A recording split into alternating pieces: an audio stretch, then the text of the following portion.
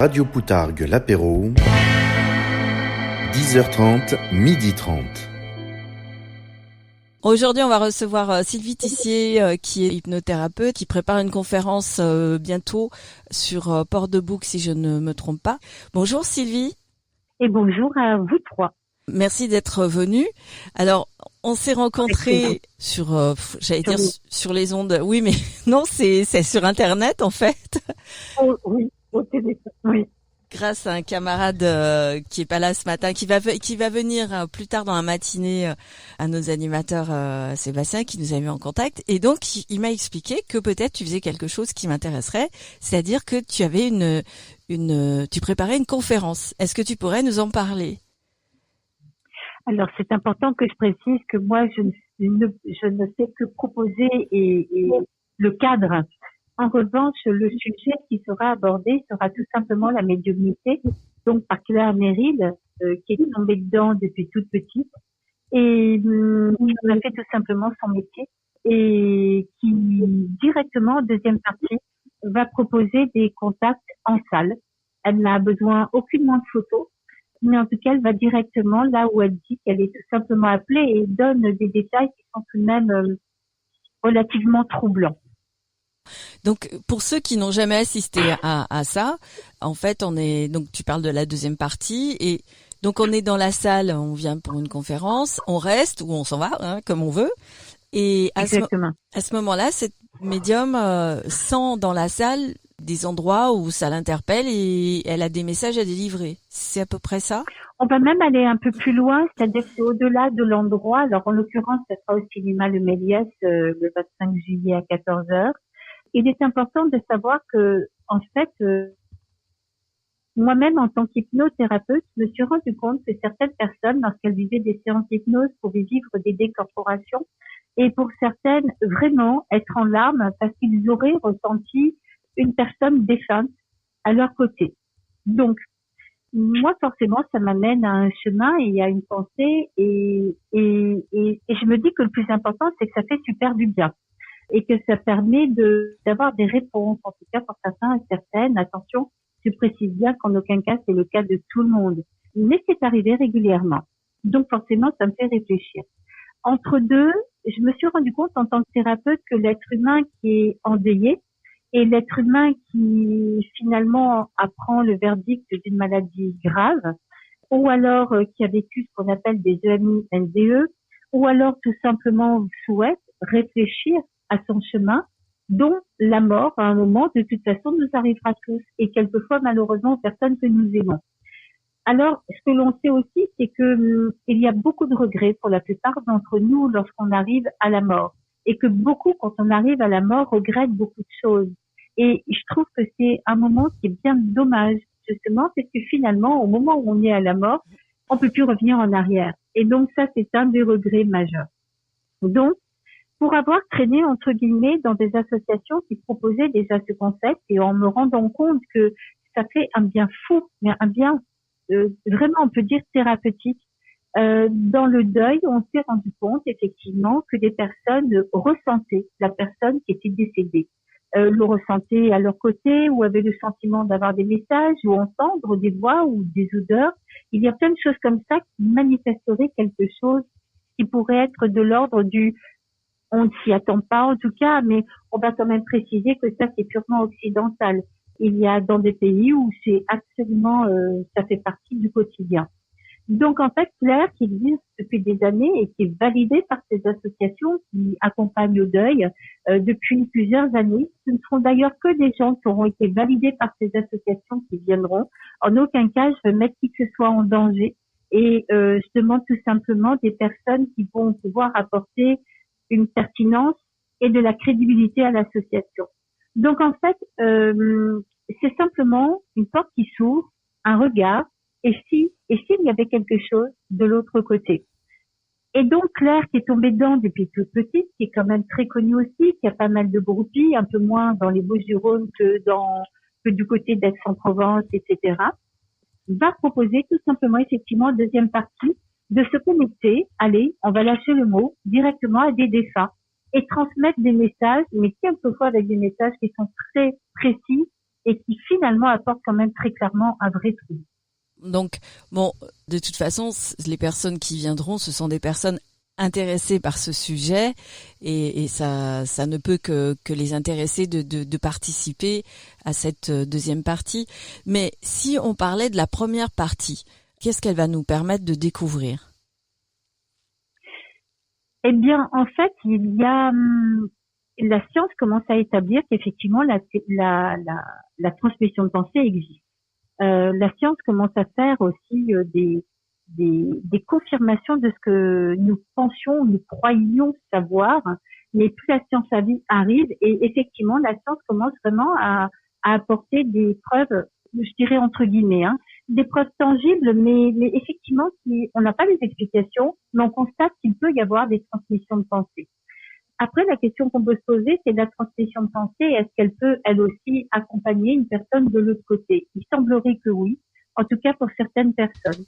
Donc, elle, ce qu'elle va parler, c'est tout simplement des signes de la médiumnité et surtout de son chemin à elle, c'est-à-dire qu'est-ce qui a fait qu'elle en soit devenue médium et quels sont les signes qu'elle a eus. Et il est probable que des personnes qui viennent, qui se posent des questions sur leur médiumnité, ont pas forcément la médiumnité, tout simplement la spiritualité. Finalement pourrait avoir elle à ce moment-là des signes et presque une validation de leur cheminement de thérapeute. On parle de médiumnité, mais je crois qu'il y a quelque chose qui est important. Il y a un monsieur qui s'appelle Éric Dudoit, qui quand même lui-même travaille à la Timone, qui est responsable du service des soins palliatifs de psycho-oncologie, qui précise que la spiritualité n'est pas opposée.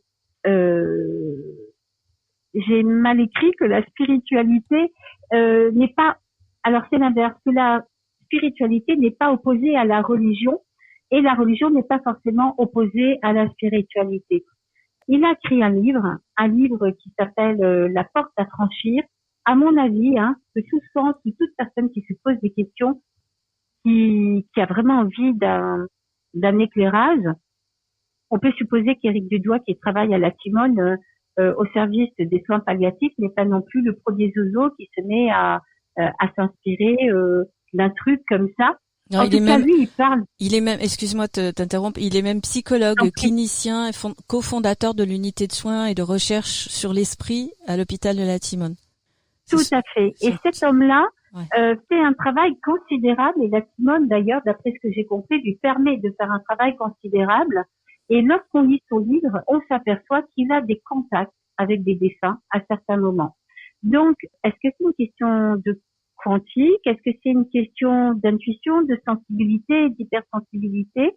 Mais en tout cas, il parle également du voyage que fait chaque personne avant de partir définitivement et de ce cheminement que chaque personne fait quand il visite cet autre monde et ce nouveau départ et de ce cheminement sur le deuil. Et vraiment, on n'entend pas beaucoup parler de ce livre, mais pour moi, c'est vraiment un livre d'une puissance absolument incroyable. Et finalement, le métier qu'il fait aussi apporte de la crédibilité. Il n'y a pas que lui. Il y a Dr Eben Alexander, qui est un des messieurs qui étaient les plus cartésiens au monde, qui ne croyait pas du tout, et qui lui a eu un accident cérébral, si les souvenirs sont bons. Et il est passé de l'autre côté et il ne connaissait pas du tout certaines histoires, mais de l'autre côté, il comprend et il rencontre sa sœur adoptive qui est décédée de l'autre côté et il revient avec beaucoup d'informations. Oui. Beaucoup se sont foutus de lui, beaucoup se sont moqués de lui. Ce qui est certain, c'est que sa vie n'a plus jamais été la même pendant qu'on disait qu'il était mort et qu'il ne reviendrait jamais. Et il y a beaucoup d'autres exemples. Je dirais simplement que la seule chose qui me dérange, en tout cas pour certains, c'est quand on sait que lorsqu'ils viennent pour des conférences, ils n'hésitent pas à demander 10 000 € pour venir, pour participer à une conférence. Et là, je me demande où est passée la spiritualité. Pour le moins, je trouve qu'il y a quand même une petite, je pense qu'il y a une petite ristourne sur les arrangements. Voilà ce qui me dérange un petit peu. Ceci dit, ce sont des gens qui finalement font avancer et apportent un peu de crédibilité. Donc, tant mieux. Alors, je voulais juste compléter pour dire Eben Alexander. Et il est neurochirurgien, c'est un Américain, mais il est neurochirurgien. Et donc, je veux dire, ce sont des personnes, à chaque fois, même le docteur Charbonnier, ce sont des personnes qui mettent en question, qui remettent leur carrière quand même en question quand ils annoncent qu'ils participent à des choses. Le professeur Charbonnier, lui, comme il était anesthésiste, il avait donc été formé à l'hypnose, et il met ça aujourd'hui au service du essayer de faire rentrer des gens en contact avec leurs proches décédés, ce qui est une hérésie pour un médecin. Enfin, je veux dire, les médecins sont cartésiens. Mais le vrai sens de cartésien, justement, c'est de chercher à savoir, de chercher à comprendre. Donc, parfois, il me semble avoir entendu dire que c'est, pour lui, il pratique le vrai sens du cartésianisme, c'est-à-dire, le sens noble, c'est de toujours remettre les choses en question pour pouvoir aller chercher. Et nos cartésiens d'aujourd'hui, eux, ce qu'ils font, c'est hors champ. C'est hors champ, le fait de l'âme, le fait de, etc. La spiritualité, c'est pas de la médecine, donc c'est dommage. Mais la grande victoire de ces dernières années, quand même, pour ce genre de personnes qui croient qu'il y a quelque chose à démontrer, c'est qu'il y a une première thèse qui a été reçue il y a 5-6 ans, qui parle de la différence entre l'esprit et le corps. C'est-à-dire qu'on part plus du principe que c'est le corps qui produit l'esprit, mais c'est une thèse qui a été publiée qui part de l'hypothèse que c'est le contraire. C'est-à-dire que l'âme est dans le corps et c'est pas le corps qui fabrique l'âme, on va dire la conscience. Voilà, la conscience, parce que l'âme, c'est encore une connotation religieuse, et la conscience n'est pas forcément, enfin, ça a été prouvé par cette thèse, c'est-à-dire que ce médecin a mis des cas où des personnes étaient HS au niveau physique, mais où elles ont eu des informations comme si elles étaient présentes et pas forcément à côté de leur corps, et c'est ça qui est troublant. Elles ont eu des connaissances de choses qui se sont déroulées pendant leur hospitalisation, pendant qu'ils étaient considérés comme morts, pas actifs, le corps était débranché, et donc ils ont pu faire des récits de ce qui se passait dans la pièce d'à côté, voire même dans la maison de leurs parents, au moment où ils étaient considérés comme morts. Donc ça, c'est très troublant, et moi je trouve que ça serait dommage que ce soit mis de côté, parce qu'on a peur des charlatans, parce qu'on a peur de choses. En fait, ce qui fait peur, c'est l'inconnu. La réalité, c'est ça. C'est que on ne comprend pas. C'est ce que vous disiez tout à l'heure. On ne sait pas encore la télépathie, comment ça marche. Mais franchement, dites-moi que vous n'avez jamais entendu des gens dire « c'est fou, je pense à cette personne et mon téléphone sonne et c'est elle au bout du fil ». Ou alors « je regarde mon mari ou je regarde ma femme et je sais immédiatement qu'elle pense à telle ou telle chose ». C'est de la transmission de pensée à un niveau qui n'est pas prouvé, qui n'est pas scientifiquement vérifiable, mais qui n'a jamais eu cette réaction-là. Je pense qu'il y a très peu de personnes qui n'ont pas vécu ce genre de petits événements du quotidien, on va dire. Et pourtant, on pourrait dire que c'est ça. Alors peut-être aussi tout de même à préciser, c'est que nous, on est un petit peu nombrilistes, on ne pense qu'à nous, et la seule chose que l'on a comme référence, nous, c'est notre monde et le monde occidental. Il est important de savoir que dans ce qu'on appelle les peuples vrais ou dans les peuples, par exemple, les aborigènes communiquent en télépathie et par télépathie. Qu'est-ce qui fait que nous passions à côté de ces informations-là? Et il y a quand même eu une fois un numéro, alors je ne l'ai pas là, mais effectivement il y a un numéro de science et je sais plus quoi, quand même qui a fait tout un numéro sur la mort, c'est-à-dire que la science progresse et comment ça nous a amené pas mal de choses. Je crois aussi que côté médecin, non, tous les médecins ne le refusent pas puisque certains effectivement y ont été confrontés et finalement été l'occasion aussi pour eux d'une croissance spirituelle, en tout cas au minimum d'un questionnement. Et alors peut-être qu'on pourrait préciser en fait ce qui est un arrêt cardiaque, parce que finalement c'est pas toujours très clair pour tout le monde, ce qui permet justement d'amener les EMI NDE. Alors c'est d'abord un électrocardiogramme qui est plat, le cœur et la respiration arrêtée. Ça veut dire en fait que le cerveau ne peut pas fonctionner lorsque le cœur cesse de battre. Le cerveau s'éteint généralement entre 20 et 30 secondes après le cœur de cesse de battre et donc ne peut plus fonctionner. Pourtant, ces gens-là, au-delà de ces 20-30 secondes, rapportent des choses, un voyage, des informations, et des témoignages de ce qui se passait dans l'endroit où ils étaient ou des endroits où ils ont pu se déplacer. Apparemment, le temps n'existe plus, les univers n'existent plus, il n'y a plus de limitation d'univers. Et il y a eu donc une première étude qui a été faite par le docteur Pim van Lommel, qui est cardiologue néerlandais, sur 344 arrêts cardiaques, et 18% d'entre eux auraient vécu une NDE. Et la deuxième étude connue, moi je connais pas tout, mais réalisée par l'université d'Oxford de Southampton en 2014, qui portait sur 15 hôpitaux en Europe et États-Unis, 39% des patients interrogés assurent avoir une perception consciente de ce qui leur arrivait après leur arrêt cardiaque, dont 46% d'entre eux avaient un souvenir assez précis. C'est tout de même un petit peu bluffant. Je sais pas ce qu'on en pense. On va juste rappeler le nom de cette personne qui va venir le 25, c'est ça? Oui, Claire Merrill. Claire Merrill, donc je vais le mettre en lien sur Facebook. Est-ce que vous avez des questions, les garçons? Non, juste moi, je suis vraiment outré. Quand tu parlais tout à l'heure des conférences là, payées 10 000 euros. Non. Alors, franchement, c'est n'importe quoi. Moi, je fais des conférences pour 5 000 euros sur ma terrasse et je prends les sandwichs le midi. Hein, voilà. Très bien. Et Les sandwichs sont on fera compris. des conférences pour, Ghost Adventure. Voilà, Alex, les cuisses de grenouille persillade, voilà. d'accord. Bon, c'est vrai qu'en parlant de ce sujet, c'est vrai que moi perso, j'ai jamais fait de l'hypnose pour savoir comment ça pourrait donner. Ouais, c'est une expérience à faire. Moi, je suis partant, je suis pas contre. Ah, tu veux dire l'hypnose comme celle que organise le docteur Charbonnier pour te mettre en contact pour avec ça, des... Ouais. Pour savoir si je peux voir quelque chose. Est-ce qu'on a déjà fait aussi avec les questions sensorielles? Oui, complètement. D'ailleurs, alors, est-ce que j'ai le souvenir de l'association? C'est une association qui est en Suisse, qui a fait des études et qui fait des recherches et qui a beaucoup œuvré justement pour ses connaissances. Et justement, il y a monsieur, mais ça me demanderait des petites recherches parce que je connais pas le sujet et les noms par cœur, mais qui œuvre vraiment pour apporter ça.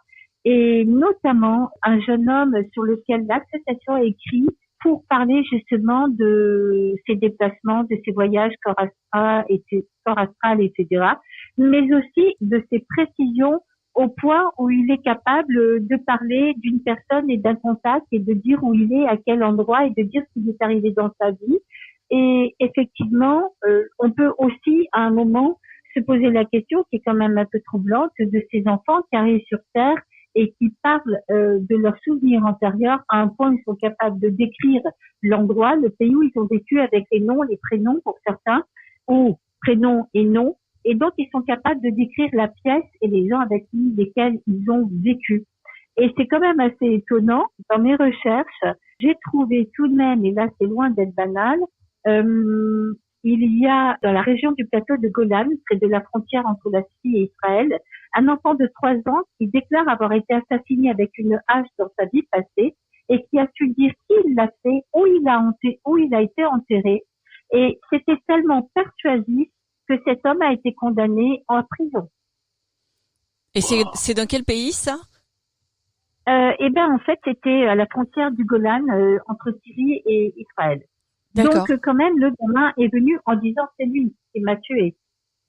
Oui, c'est vrai, j'en ai entendu parler de cette histoire d'enfant. Je ne savais pas que le gars en question avait été convaincu du meurtre, parce que voilà, c'est ce qui était l'info qui était importante, c'était quand même cet enfant qui d'un seul coup décrit le crime, il dit comment il a été tué, on exhume le corps et on voit que les blessures correspondent. Je crois qu'il avait pris un coup de pelle sur la tête. Ou une hache, pardon. Et donc en fait tout correspondait. Donc même à la limite, la justice a fait son travail, parce que même si c'était pas l'enfant, peut-être que on lui avait raconté, c'est pas grave. Le gars je pense que la justice s'est dit c'est forcément vrai et le type a dû avouer en plus, j'imagine, là-dessus. Mais ce qu'on en retire nous, c'est qu'on a voilà une preuve que cet enfant a dit quelque chose de vrai et donc voilà, il y a quelque chose qui se passe vraiment. Et justement à ce propos, là, il y a, je cherchais le centre parce que le centre en Suisse, je le connais, enfin j'en ai entendu parler déjà. Et je ne retrouve comme lien que Stéphane Alix, qui était un journaliste, qui était justement, lui, il n'avait pas de croyance particulière à la base. Et un jour, il a eu un énorme choc, c'est-à-dire qu'il a assisté à la mort de son frère en Afghanistan, puisque voilà, il était journaliste là-bas. Là, tu parles d'Alix. De Stéphane Alix, ouais. Et Stéphane Alix était journaliste et donc il assistait à la mort de son frère. Et à partir de là, il a fait des recherches. Enfin, il s'est posé des questions sur la mort, sur ce qui restait de nous après la mort. Et en fait, justement, ton histoire, votre histoire de cet enfant qui raconte, lui, à force de chercher, il a écrit un livre qui s'appelle Le Test, donc où il a mis des objets dans le cercueil de son père sans en parler à personne. Ensuite, il est allé voir des médiums. Il leur a posé des questions sur, il a un petit peu triché. Il est allé voir des médiums et comme il est journaliste, il les a interviewés. Et pour estimer pour avoir un bonus pour les tester, il a dit, après vous me ferez une petite séance, je verrai comment vous travaillez, ça m'intéresse, je fais un article. Après tout, c'est logique. Il peut demander à tester les capacités du médium. Et donc petit à petit, les médiums lui ont révélé que voilà, il y avait tel et tel objet, et il a eu la liste des objets qu'il avait mis dans le cercueil de son père, alors qu'il n'en avait parlé à personne, et que c'était l'objet du test, en fait. C'était ça, le test. Et il est même allé tellement loin que, si j'ai bien compris, il a retrouvé l'histoire d'un homme, d'un Allemand qui est mort pendant la guerre, je crois, de 39-45, j'en suis pas certaine, mais... Et il a pu décrire des choses, et finalement, il a trouvé, je crois même qu'il était capable de dire un nom, et il a trouvé un homme allemand mort dans les circonstances qu'il avait évoquées, de lui-même, il disait qu'il était mort comme ça, et il a trouvé ce soldat, il a trouvé la fiche d'un soldat qui correspondait à tout ce qu'il avait dit. Et moi, je trouve ça extraordinaire, parce que déjà... trouver une vie antérieure, ok, mais moi je peux dire j'ai eu une vie antérieure, j'étais bergère, j'allais à un puits, etc. Mais lui, non seulement il a trouvé sa vie antérieure, mais il a trouvé le puits, l'adresse du puits. Enfin voilà, c'est exceptionnel de pouvoir dire. Et je me suis appelé un tel à une époque et trouver une fiche d'un soldat mort dans les conditions où il le disait. Et je pense, ce monsieur n'est pas un tricheur, ce monsieur, il a fait sa vie autour de sa quête. Donc voilà, c'est extraordinaire. On a des choses, moi je dis juste une chose, je suis pas contre, je suis pour le fait qu'on continue de chercher. Voilà, parce que pour moi, c'est simplement ça qui est important. Absolument. Voilà, je veux pas convaincre. Il y a aussi d'autres livres qui s'appellent Le livre de la vie et de la mort de Sogyal Rinpoché, qui témoigne d'un prêtre qui meurt. Et justement, lui, il savait que ce prêtre, qui est un ami, allait mourir. Il fait le chemin pour arriver, et donc son prêtre, cet ami, meurt. Et il arrive à le refaire venir, à le réaccompagner dans la bonne direction, parce qu'il empruntait la mauvaise direction. Les bouddhistes sont loin d'être des gens très très perchés. Il y a aussi Michael Newton qui a basé sa vie de thérapeute sur les recherches de films et d'autres vies précédentes. Et il y a aussi ce fameux livre qu'on a beaucoup tous, enfin je pense que beaucoup l'avons lu, qui a eu le mérite d'ouvrir les choses. C'est La vie et la mort, qui a été écrit par aidez-moi Christine, tu vas pouvoir m'aider probablement. La vie et la mort de moi, celui que je connais beaucoup, c'est celui de Moody, La vie après la vie. Voilà, c'est ça. Et c'est le docteur Moody qui a écrit ça. M-O-O-D-Y. C'est un Américain et c'est sorti dans les années 60, fin des années 70. Ça a été le premier jalon de tout ça, en fait. Et oui, et ça a été absolument extraordinaire, parce que moi j'étais donc aux 2 conférences qui ont été organisées par Sonia Barkala, parce que on l'oublie, mais c'est Sonia Barkala qui a fait connaître ça et qui vraiment a proposé des conférences, et qui également a fait un séminaire pendant 48 heures. Et ce qui est extraordinaire, c'est que Dr Moody dit très honnêtement qu'il a passer sa vie à gagner sa vie à travers ça, mais ce n'est que maintenant qu'il est capable de dire que pour lui, oui, il y a bien quelque chose pour lui. Donc, c'est quand même assez troublant. Je crois qu'on connaît peu de choses et j'aimerais bien parler tout de même d'une étude qui a été menée par Dr François Lallier, qui a été réalisée en France, une thèse sur 118 cas de EMI, qui a reçu une mention avec félicitations du jury. Donc, on s'imagine quand même qu'il y avait que des médecins autour de lui. Il semblerait qu'en réalité, moins on est sous l'effet des médicaments, plus on est susceptible de vivre une EMI. Contrairement à l'idée qui est de dire que l'on fait une EMI parce qu'on a pris des médicaments et que c'est comme les rêves. Certains s'en souviennent et d'autres non. Mais surtout, tout dépend des médicaments pris, de leur dose au moment où on vit cet arrêt cardiaque, car ils diminuent la mémoire. Il est intéressant de noter les nombreuses similarités dans le monde, même si les religions sont différentes. Je crois savoir qu'il y a plus de 6 millions de personnes qui parlent de AMI, NDE et des changements incroyables qu'ils ont vécus. Alors ma question, moi en tant que thérapeute, c'est qu'est-ce qu'on fait de ces gens-là? On les laisse se débrouiller tout seuls? Eh ben pour moi non. Il est important en tant que thérapeute justement de proposer un espace où normalement on peut passer pour fou parce qu'on dit qu'on a le sentiment qu'une personne est à nos côtés. Bon, on va rappeler les dates, heures et lieux de cette conférence suivie de l'intervention de Claire Merrill pour sa médiumnité. Alors la date c'est le 25 juillet à 14h au cinéma Le Méliès. Est-ce que je peux me permettre de rajouter juste une chose? Quelquefois le deuil fait peur et on se dit que ça va être glauque. Non, en réalité il y a même des éclats de rire et il y a aussi beaucoup d'émotions, mais d'émotions qui délivrent, loin d'être quelque chose de pessimiste, bien au contraire.